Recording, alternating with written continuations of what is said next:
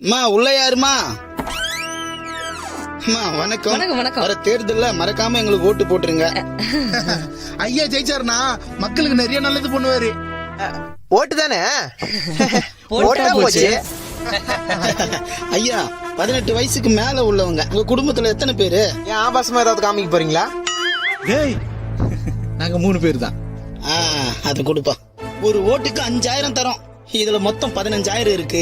மறக்காம எங்களுக்கு ஓட்டு போட்டுருங்க. இது ஓட்டுக்கு காசா?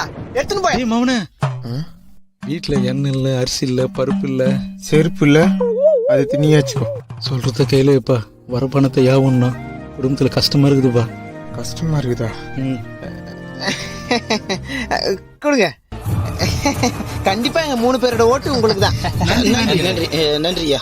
வட்டமா வாங்க போலாம்.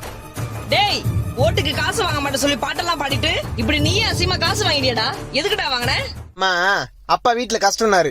அதுக்கப்புறம் தான் எனக்கு ஒண்ணு புரிஞ்சுது. என்னன்னு? ஒரு குடும்பம் கஷ்டத்துல இருக்கும்போது ஓட்டுக்காக காசு வாங்குறது தப்பு இல்ல. ஏன்னா இது எல்லாமே நம்ம பணம் தான்.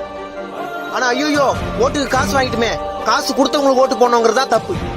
இப்ப என்னதான் சொல்ல வர? என்னைக்குமே மக்களுக்கும் நாட்டுக்கும் நல்லது பண்ணுவாங்கன்ற நம்பிக்கை யாரு மேல வருதோ அவங்களுக்கு தான் நம்ம போடணும் ஓட்டு.